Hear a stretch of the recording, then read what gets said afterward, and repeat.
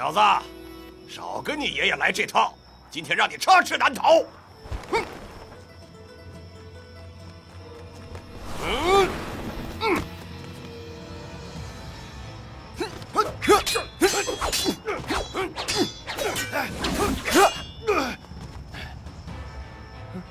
什么剑法？华山剑法。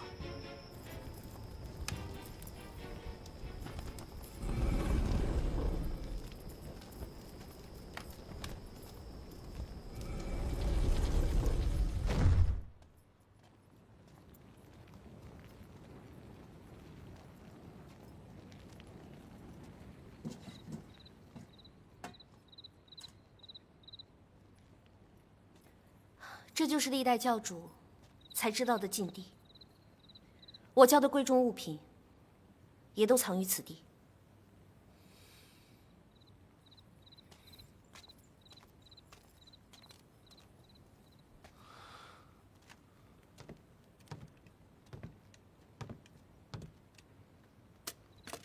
莫非这把就是传说中的金蛇剑？你要是喜欢，我就当嫁妆送给你了。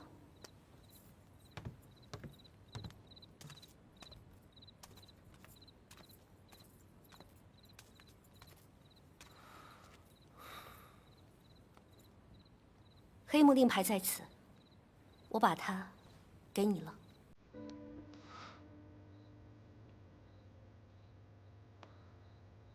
蓝姑娘，在下……我知道。你对我没有半分情意，但我们已经行过血誓，拜过天地。不管你对我怎样，但在我蓝凤凰心中，已认定你是我的夫君了。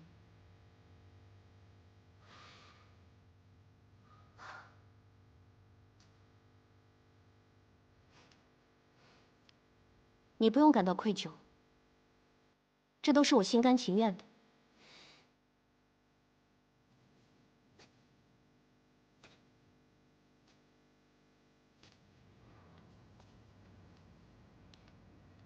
你今日不愿意娶我，不要紧，总有一天，等你大业功成，知道我的好了，自然便会迎娶我。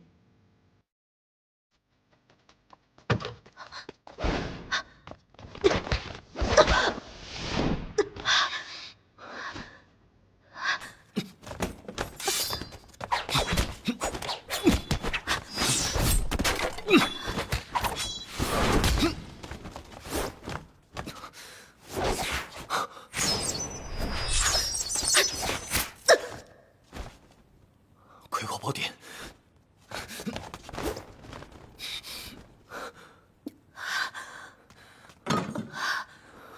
没事吧？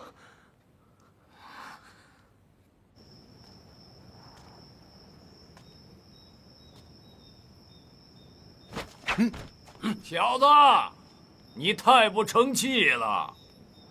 前辈，是你吗？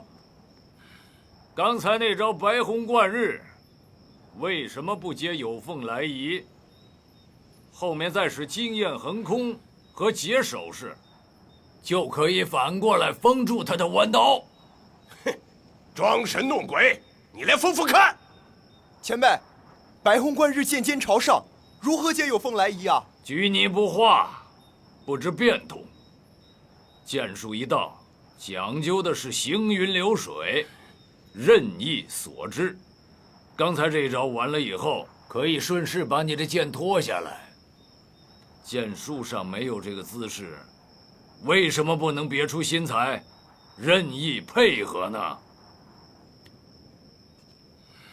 行云流水，任意所致。木驼子，来吧！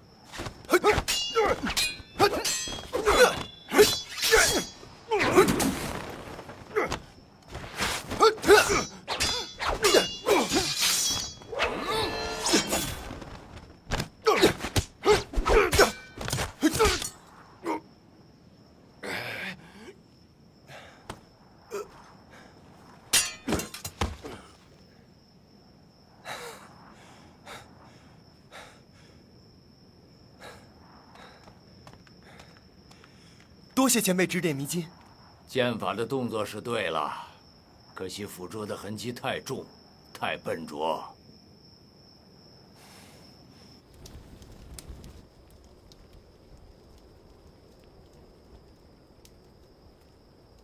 前辈也是本派中人吗？老夫风清扬，论辈分，应该是你的太师叔。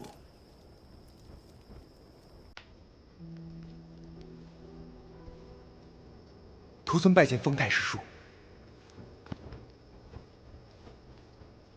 起来吧。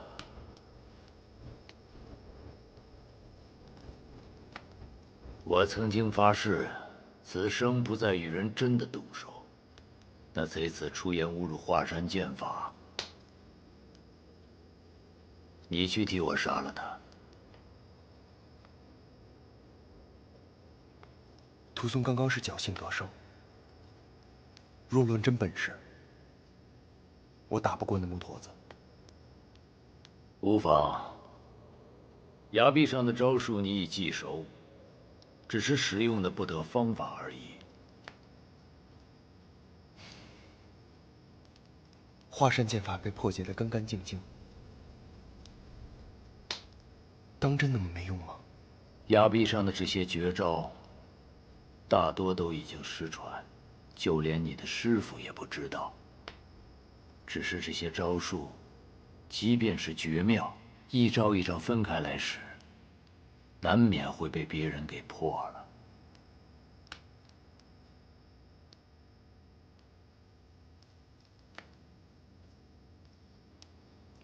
你在想什么？太师叔的意思是，如果把招式使得魂成连绵，敌人便无法破解了。果然是悟性极高的。魔教师长老就不知道招式是死的，发招之人却是活的。以活招数来对付死招数，难免就会显得束手束脚，任人宰割。魔教十长老就是被你亲手埋葬的那些人。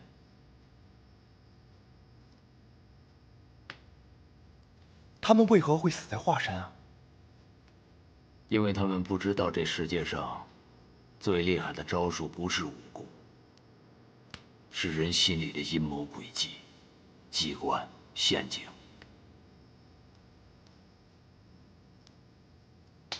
小子，你刚才的话，只是说对了一小半。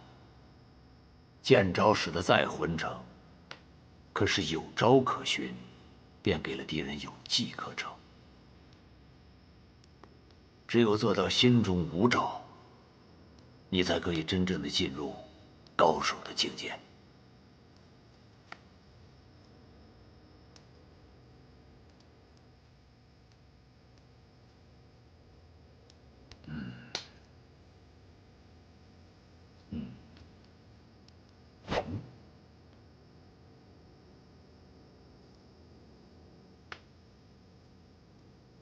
你如何破我这招？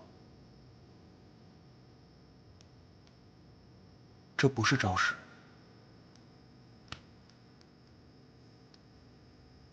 所以便无法破解。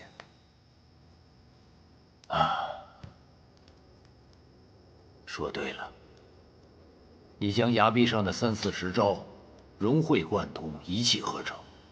但是你要记住，你必须将他们忘得干干净净，在你的心里面一招都不可以留。你带着没有招式的华山剑法，便可以去迎战莫高峰。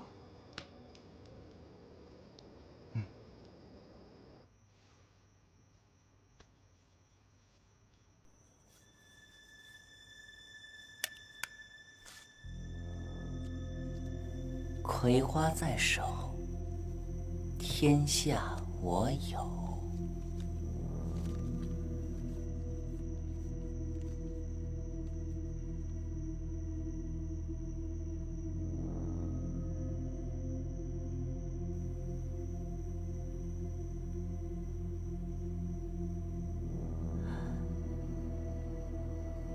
原来《葵花宝典》和《辟邪剑谱》有这样的渊源。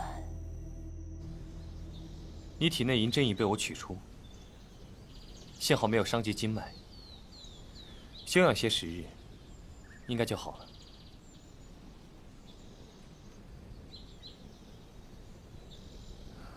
你昨夜说，神秘人也会《葵花宝典》？我也不知他从何习得。不过他既夺得令牌，应该是为了令牌中另一部分《葵花宝典》。还有一部分《葵花宝典》。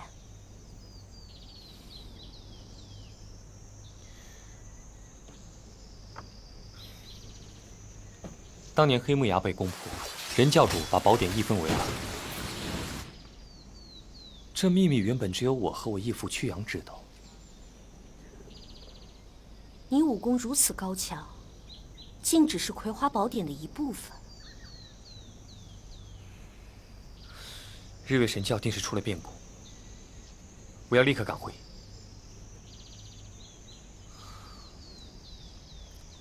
令牌丢失之事，还望蓝教主替我保密。黑木令牌是在我手中被人夺取，我和你一起去黑木崖。此行凶险万分，敌人得了整部宝典，恐怕我也不是他的对手。正因为如此，我更要同你前去。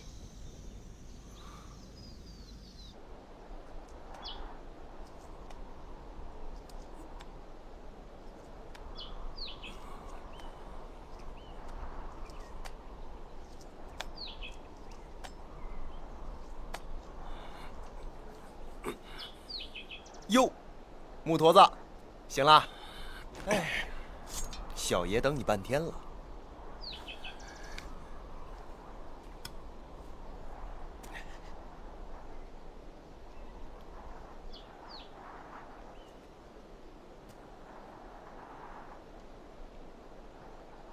看剑！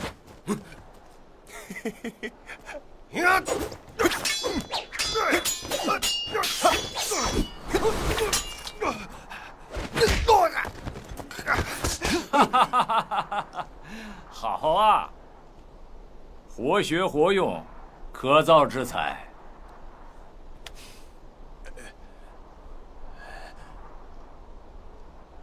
六师弟马上上来送饭了，不能让他看见。走。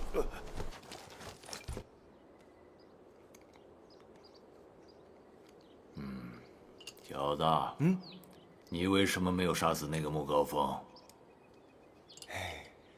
我这不是好不容易有个陪着练剑的对手，再留他玩会儿。下一次他遇到你，他一定会有所提防，而且会和你拼命。你想赢他上街不容易，何况你要杀死他。这不是有您在吗？您再传授我几招精妙的剑法，来几个穆高峰我也不怕呀。你这臭小子！在这等着我呢。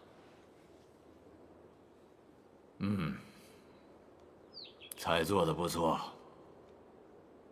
看在你请我吃饭的份上，我吃完饭可以教你一招。就一招啊？一招里面可是有好几百种变化，能不能掌握其中的要领，还得看你自己的造化呢。想知道吗？破刀式，我教你的剑法叫破刀式。这个剑法可以破江湖上各家各派的刀法。可是现在你没那么多时间，也不可能全都学了。那个穆高峰使用的是柳叶刀，属于单刀一脉。这样，我吃完饭以后就教你，你先破了他。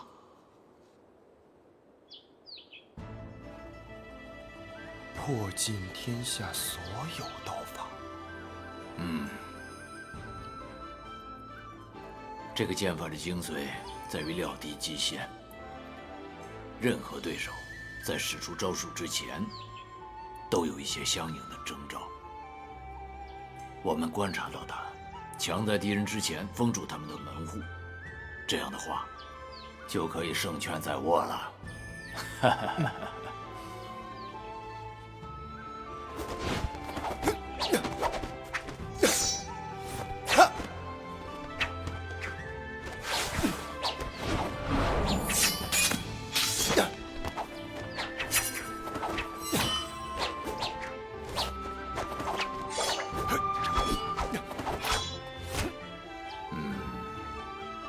天资聪慧，你已经远远地出乎了我的预料。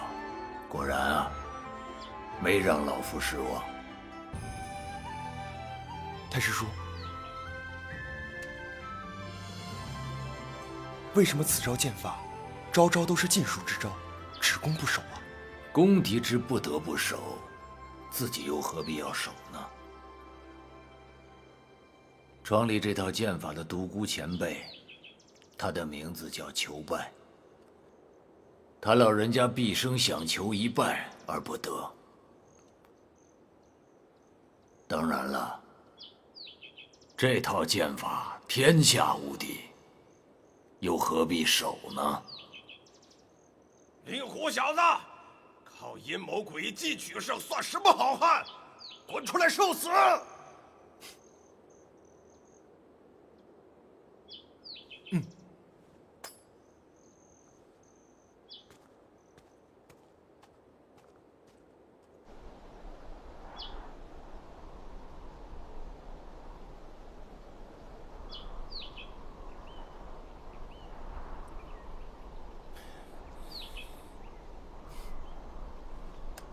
木驼子，这一战既分胜负也决生死啊！大言不惭，休想再以诡计胜我！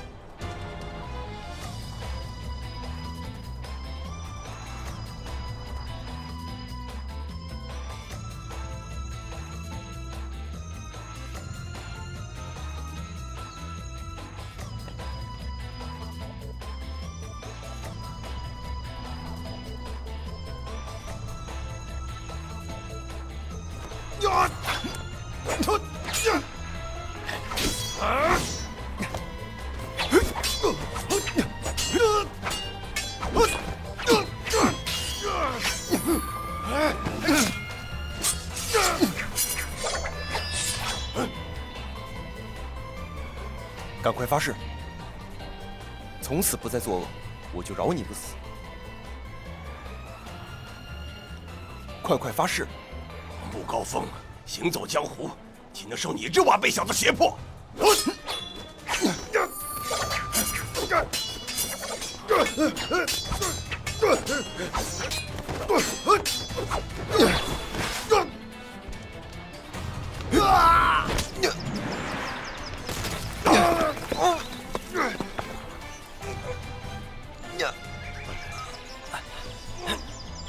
木驼子死了，正合你意，你还拉我做什么？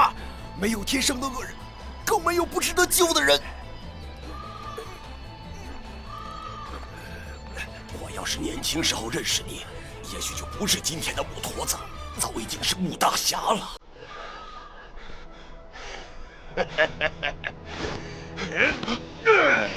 不要！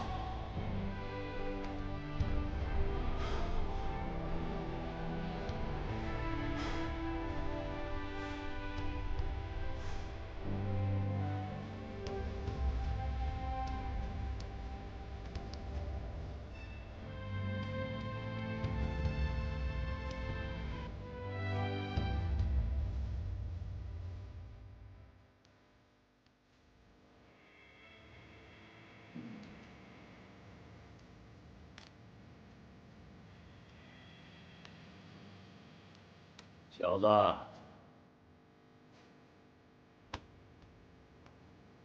你可知对敌人的仁慈就是对自己的残忍？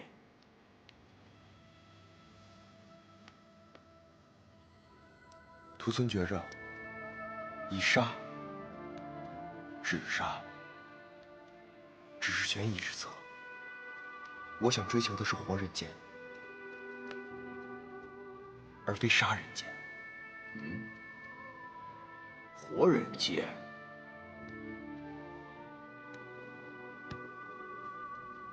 哈哈，好一个活人间啊！倒把老夫逼得下乘了。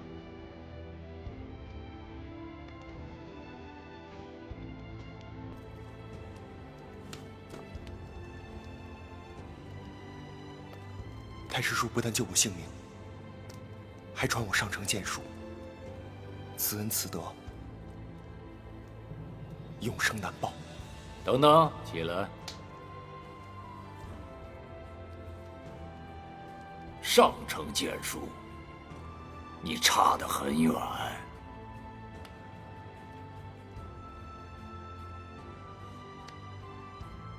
徒孙斗胆，求太师叔将整套剑法传授于我。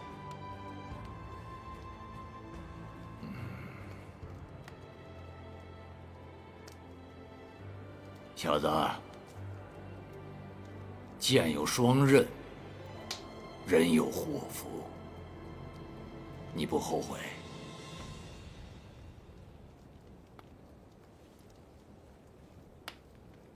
能学此剑术，乃人生幸事，只有感激，绝无懊悔。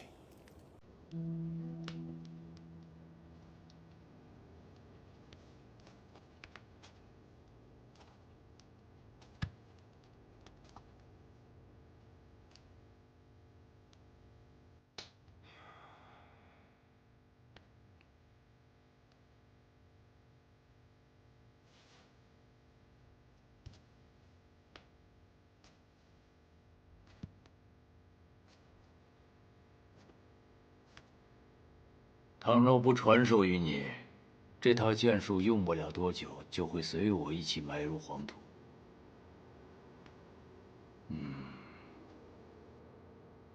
这么做对不住独孤前辈呀。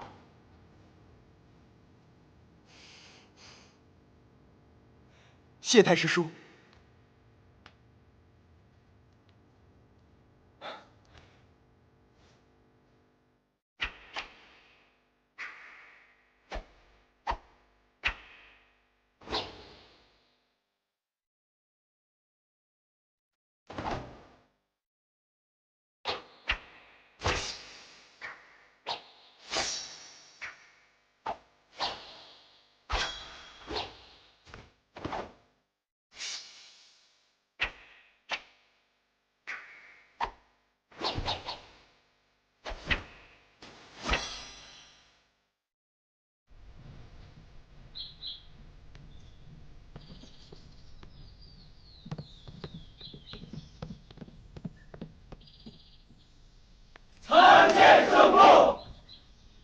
在我面前，你们不必多礼。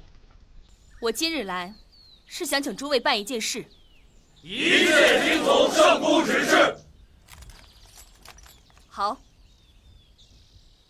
尝尝啊，你尝尝这个。来，听一个。你说我混行啊，连输37把，也不知道我最近走了什么背子。来亲一个。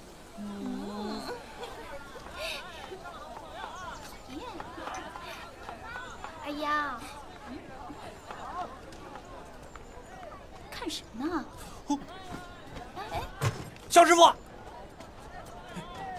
小师傅，小师傅，哎，小师傅，小师傅，小师傅，哎，你别走啊，小师傅，小师傅你别走啊，哎，小师傅别走啊，小师傅。我想你想得好辛苦啊，小师傅。你休要胡说，你快放开我！我可没胡说，我得了相思病，整天无精打采的，都是因为太思念小师傅了。哎，不信你摸，是吧？喏，哎，你好好摸，不信你摸啊，你感受一下。你快放开我！你再不放手，你便有性命之忧。见不到你，我才有性命之忧。滚，让开！哎呀，胖和尚，你活得不耐烦了。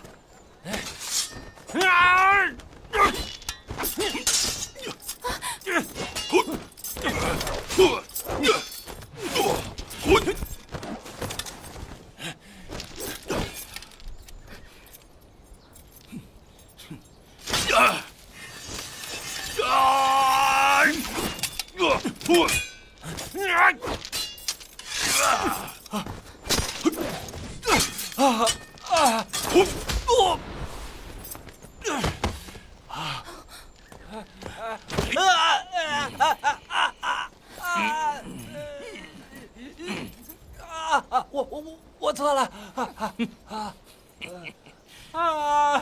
你干什么呀？别喊了，马上就好。哎呀，轻点疼！你干什么呀？别喊了，我老实点。疼！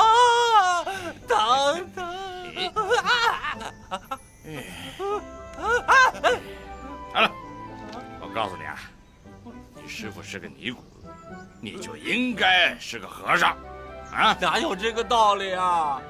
你自己都是和尚，又怎么能娶妻生女呢？你废什么话呀！我是先有了我女儿，后当的和尚。你再敢废话，我就把你变成太监。既然是和尚了，就应该有个法号。从今天开始，你就叫不可不见。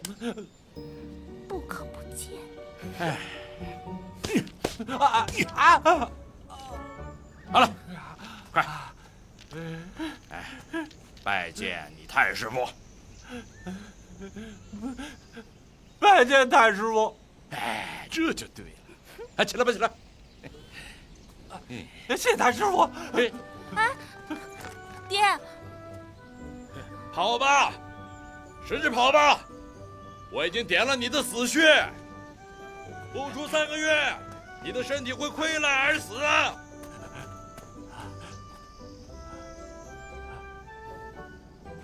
啊！跑啊！我不跑了，麻烦你给我解穴吧。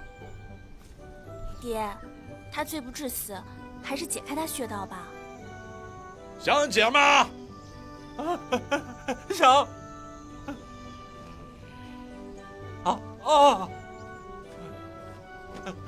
师傅，太师傅，受徒儿一拜。想要活命的话，就要看你日后的表现了。我以后会好好表现的，太师傅。你看，我说他跑不了吧？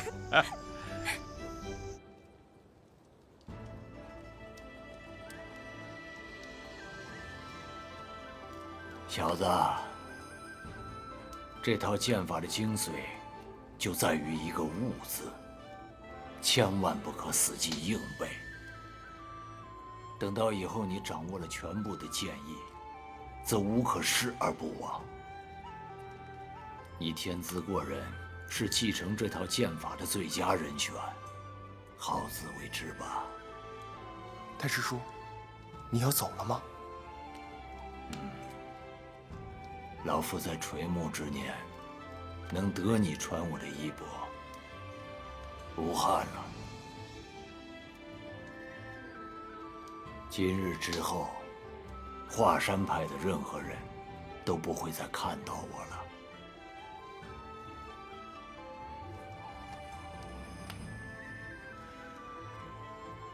徒孙谨记太师叔教诲。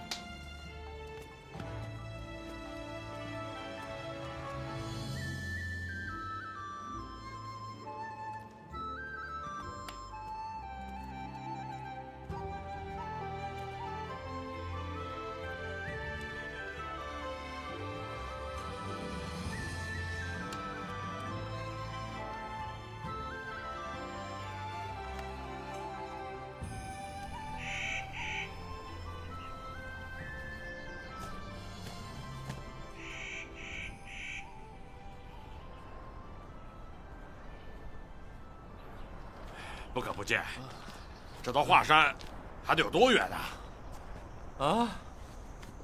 我问你，到华山还有多远？啊，这怎么也得过了晌午吧？爹，我要回衡山了。哎，闺女，你这是干嘛呀？啊，你这日思夜想的令狐冲马上就要见面了，你不能说走就走啊！谁说我日思夜想了？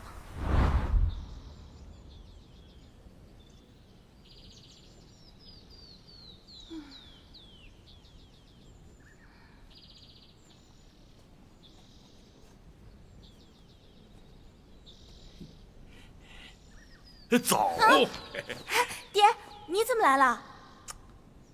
乖女儿啊，你说你喜欢人家华山派的令狐冲，这事你得跟爹说呀。你一个人坐在这儿也没有用啊！快，走，跟爹下山，爹带你去找我女婿啊！走。哎，爹，你胡说些什么？这怎么能叫胡说呢？这男欢女爱，这是天底下最平常的事儿了，怎么能是胡说呢？快跟爹走！哎，是你非拉着我下山，要是师傅知道了，肯定急坏了。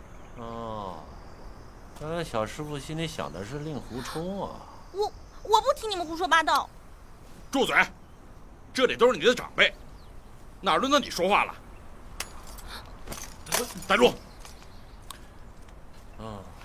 闺女，再坚持一下就到了啊！再坚持一下，走。哎，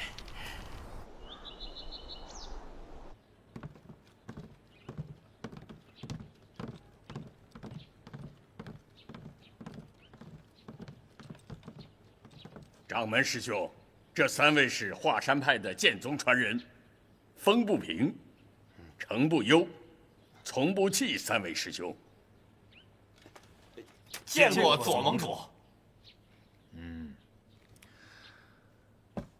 岳不群当年以卑鄙下流的手段，得到了华山派掌门的位置。我早就看不惯他了。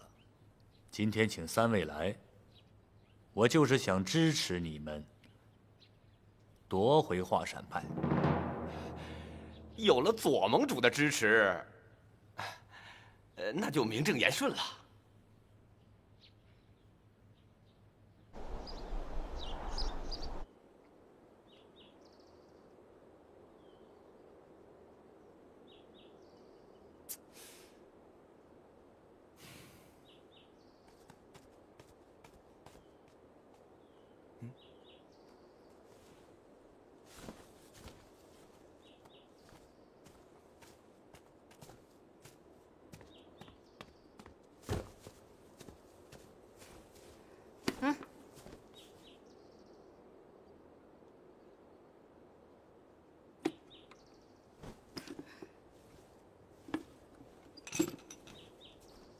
小师妹，还生我气呢？我哪敢生大师兄的气啊！你不加打骂，大伙儿已经谢天谢地了。又怎么了？这么挖苦我？你叫六侯在爹娘面前告状，此时又来装糊涂。告状？告谁的状？告你状了？你这么鬼聪明，自然不会让他告我，而是告了小林子。让我想一想啊，一定是师傅知道了六侯跟小林子比剑，所以骂了小林子，对还是不对？师兄弟比武失手，又不是故意伤人。爹狠狠骂了小林子一顿，还说他功力未到，不许我再教他剑法。好了，是你赢了。可是，我再也不想理你了。就算师傅不让你教小林子练剑了，这也不是什么大事啊，至于这么生气吗？我就是气你！你心中尽打鬼主意，平时教唆六侯欺负小林子，现在还不许我教他剑法，我再也不来看你了！哼！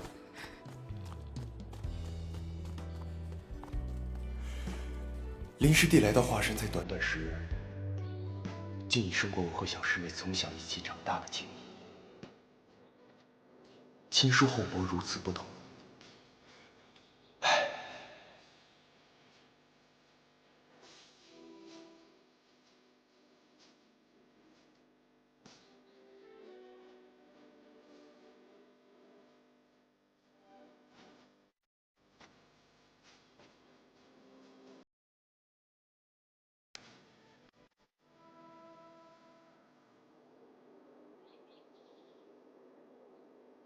这套剑法的精髓，就在于一个“悟”字。等到以后你掌握了全部的剑意，则无可失而不忘。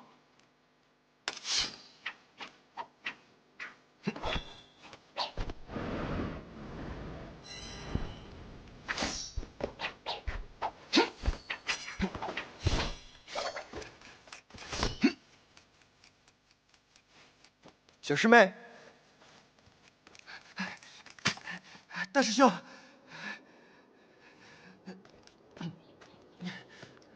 大师兄，小师妹怎么了？小师妹没事啊。那你慌什么？嵩山派仙鹤手陆柏带着3个自称是什么什么门户之人前来拜山。剑宗的人啊。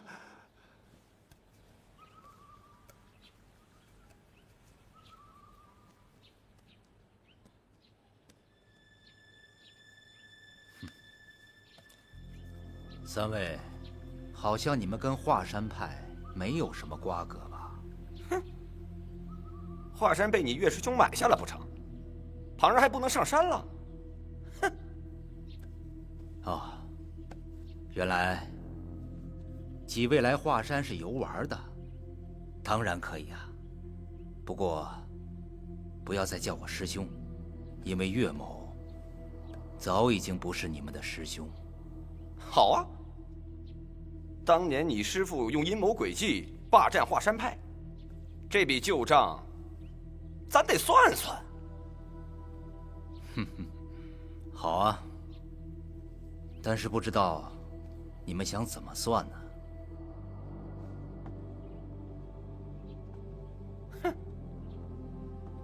气宗篡夺了华山掌门之位，得有20多年了。哎。还没做够。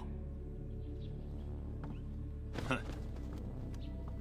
我等已禀明了左盟主获得令旗，前来执掌华山派。左盟主管的也未免太宽了吧？这是我们华山派本派之事，可轮不到他来插手。宁女侠此言差矣。5岳剑派结盟联手，共荣共辱。如果一派处事不当，为江湖所耻笑，那其余4派共蒙其凶。陆师兄，你这话是咬定了我华山派处事不力，而连累了贵派的声誉，是吗？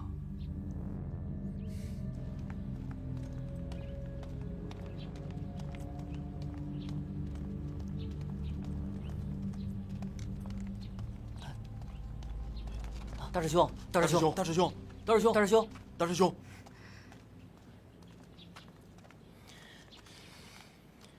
大师兄，你怎么私自下了死鬼啊？师门有难，我岂能坐视不管？谁不知华山派是5岳剑派之一，号称剑派，自然得以剑为主。你一味的练气，修习的可不是本门的正宗武功了。嗯？岳不群，你步入旁门左道，疑惑子弟，流毒无穷，以至于我们华山派声名日衰。你是自己退位呢，还是让我帮你退？不要激动，2位。你们剑宗25年以前就已经被本派逐出师门，而自认不再是华山派弟子，何以今日又来此胡闹生事？并且你们啰里啰嗦讲不清所以然，更有何意啊？当年气宗排挤剑宗，所使的手段就不明不白，你的掌门之位得来的也是不清不楚。否则左盟主怎么会颁下令旗，要你让位？哼，你的话还有点意思，所以说，此事才有蹊跷之处。难道说这令旗是假的？哎，令旗并不假，但令其不会说话。令其是哑巴，我也是哑巴。姿势体大，岳某要当面去与左盟主讨教，再定行止。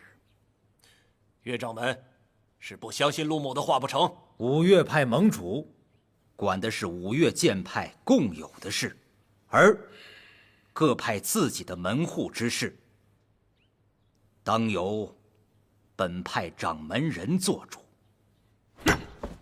岳不群，说来说去，你还是不肯让位子是吗？各位，远来是客，再不知趣，也该有个限度。好，就闻宁女侠是华山气宗高手，那今日我剑宗程不庸就来领教一下宁女侠的高招。姓程的，你还不配跟我师娘比，有种出来跟我比一比。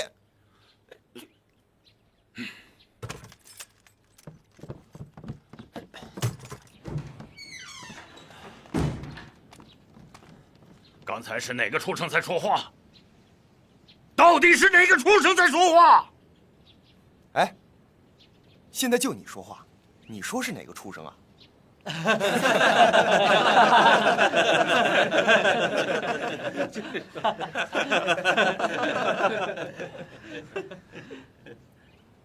虫儿，哎，不得无礼。哎，小头崽子，你找死！哎呦！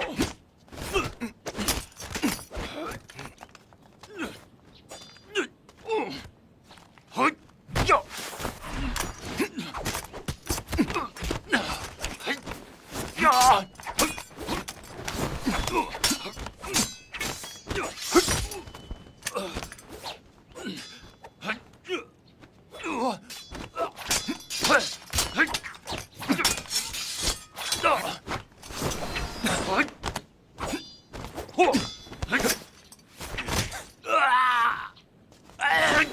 哎呀！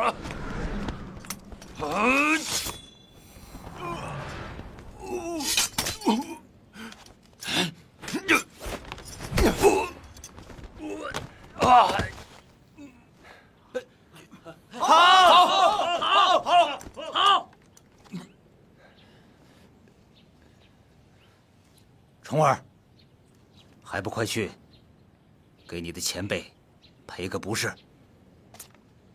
哎，程前辈，我年轻，手脚没轻没重，您别介意啊。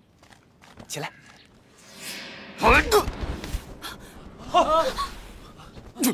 大师兄，大师兄，大师兄，你，姓程的，你们这些卑鄙的小人！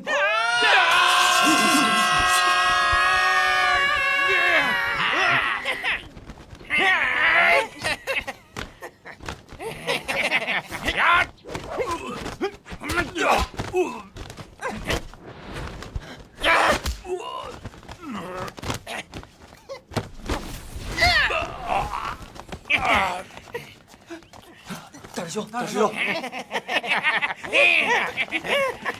你们怎么来了？走啊！大师兄，大师兄，虫儿，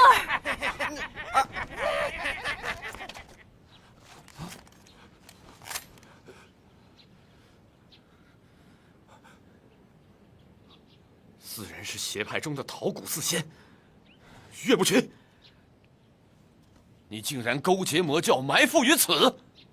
哼哼，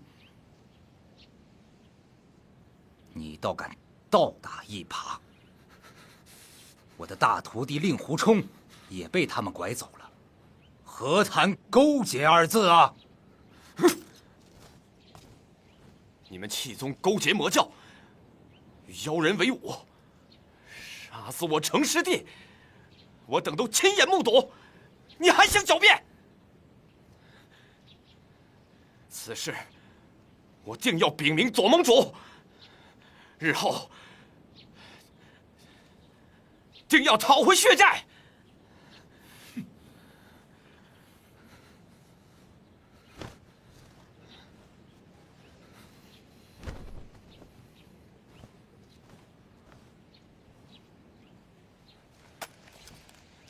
走，不送。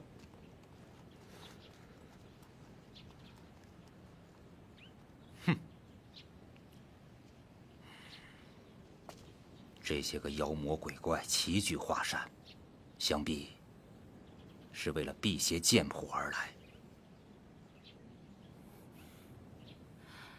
四怪武艺高强，手段残忍，冲儿和他们在一起，恐怕是凶多吉少。哎，小声点，慢点。李虎小子，你可不能死啊！你要死的话，我们可就大不妙。李虎小子，你要坚持住。姑姑还在武华岗等你呢，你可千万别死，也得等见了姑姑再说。是，李虎小子，姑姑要的是活的令狐冲，他若死了，姑姑说我们全无用处，不如投稿，是吗？姑姑帮我投稿，气死我了！妈妈是投稿，没嘛，是我想的，没嘛，你瞎说什么嘛？说不定他会骂呀。还说不定不会骂呀！你这不是胡说八道吗？你就是嘛！令狐冲要死了，那姑姑肯定会大骂我们的。都是因为你，要不是因为你腿短的话，跑得慢，那这小子能受伤吗？我才给他打死你！打死你！打死你！打我！你干嘛动手？打死你！我跟你拼了！别打了！别打呀！我打死你！别打了！别打！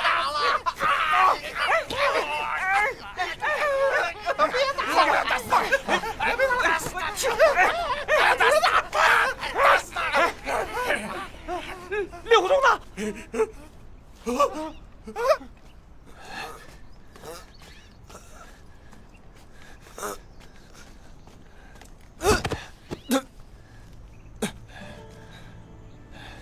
他不铁血无觅处，得来全不费功夫。令狐贤侄又见面了。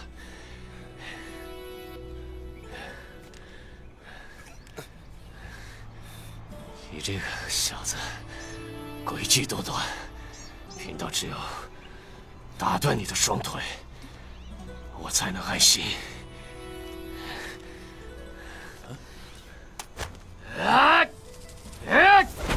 爹，师傅，站！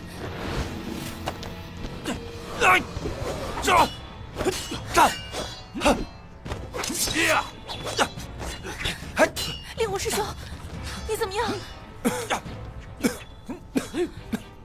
哟，这个病老鬼就是那个令狐冲啊！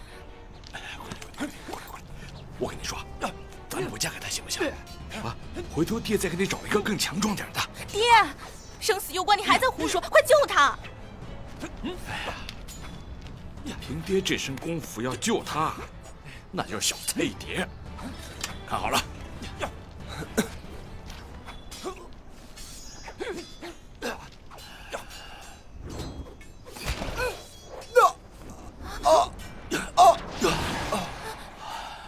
邪了！怎么了？他身体里有7道真气，不过这也难不住爹，看爹怎么征服他们。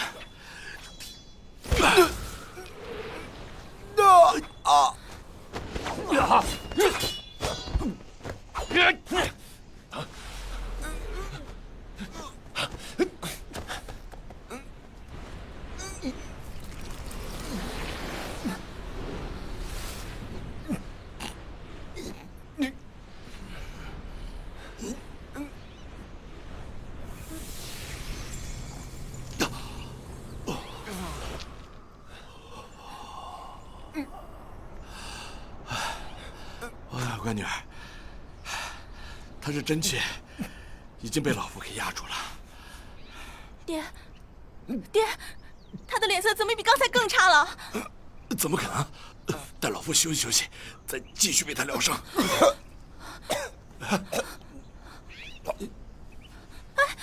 怎么了，令狐师兄？送我回华山。哎，我说关女婿，怎么连你也不相信老夫的功力啊？爹，你要是再胡说八道，我可要生气了。不胡说了，不胡说了。一会儿到了华山派，你可不许说话。不说。那老夫亲自陪他到华山，这总行了吧？啊！哎呦，这小子不轻啊！哎呦，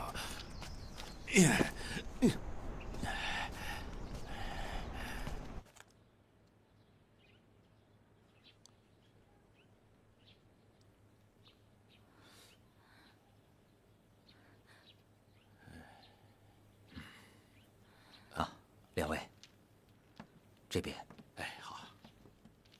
依林小师傅，这次真是感谢你父女出手相救啊！好。但不知你的师伯和师傅是不是也到此地了？啊，不，我是陪我爹出来散心的。我们，散心的。你们二人难得来华山，不如多住些时日吧。谢师娘，我这就要回衡山了。岳师伯，求你一定要治好令狐师兄。放心吧，冲儿是我徒儿，我定当会竭尽全力。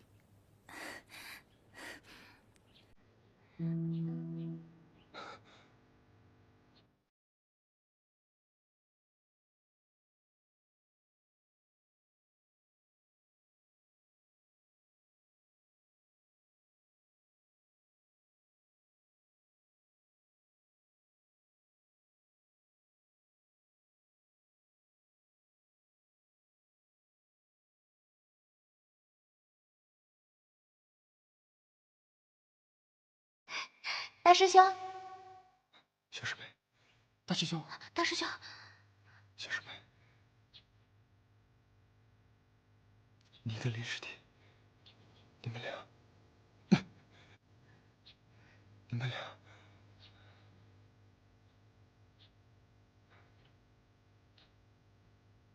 莹莹，小林子，我们走吧。莹莹。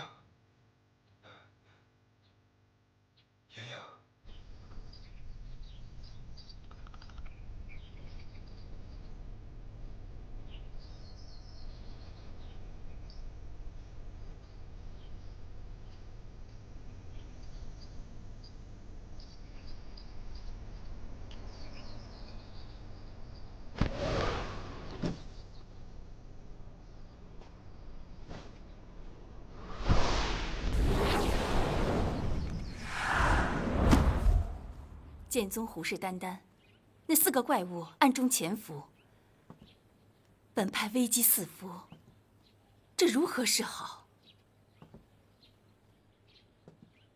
现在江湖中人无不觊觎辟邪剑谱，目前华山派已成为众矢之的。实在不行，就和他们拼了。咱们未必会输啊！谈何容易啊！总不能坐在这儿束手待毙吧？大丈夫能屈能伸，胜负也不在于一时。你的意思，咱们逃走？敌众我寡，暂时避一避，不会毁了华山的威名。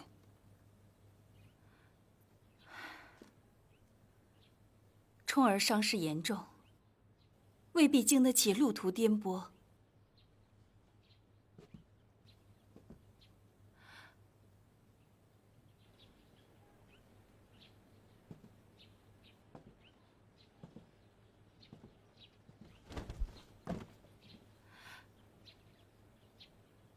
你是要将冲儿留下？以冲儿现在的身体状况，如果赶路，不出半个时辰，他就会送了性命。师兄，你将紫霞秘籍留给冲儿吧，他可以自行练习武功，可以自己疗伤啊。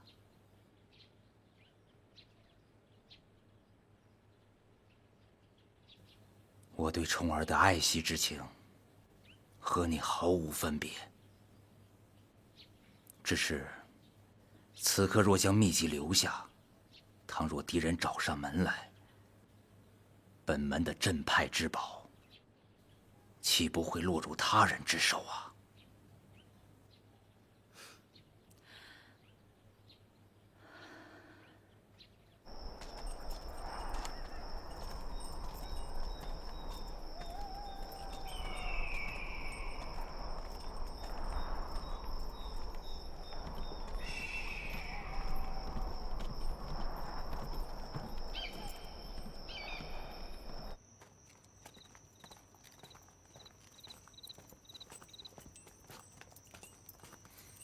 少使，你总算是回来了。衡山之役后，属下都很担心你的安危。见过蓝教主。教中可有什么事情发生？教中一切正常，只是杨总管总是念叨少使。杨总管是谁？啊，她是我义妹，掌管教内杂物。大哥，你回来了。这位就是杨总管，他不懂武功，让二位见笑了。这位就是五都教教主蓝凤凰和大护法朱雀，他们要在黑木崖暂住几日。见过二位姐姐。小妹性格内向，不善言辞，心地却是极好的。请。请。请。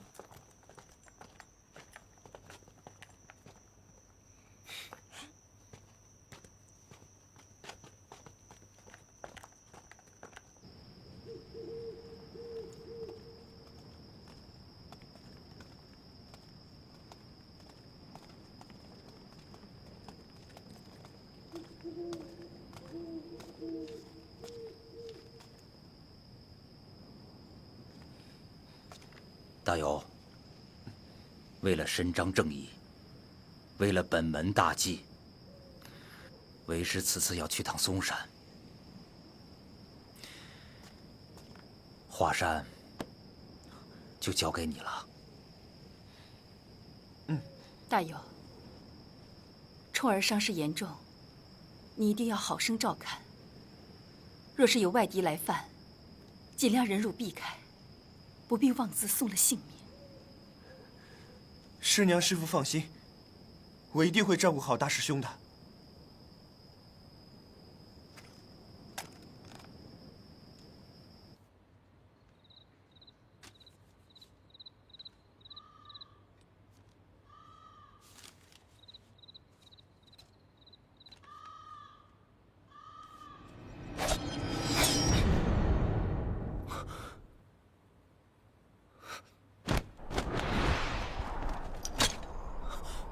莹莹，东方少使红颜知己众多，在下佩服。你若是想要救他性命，便要答应我的条件。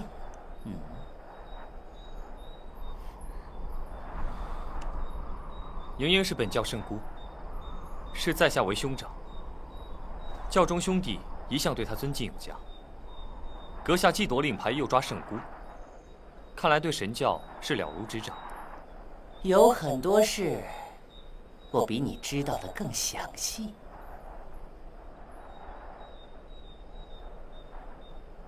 你想要什么？教主之位？哼，你将我瞧得未免小了。说出你的条件吧。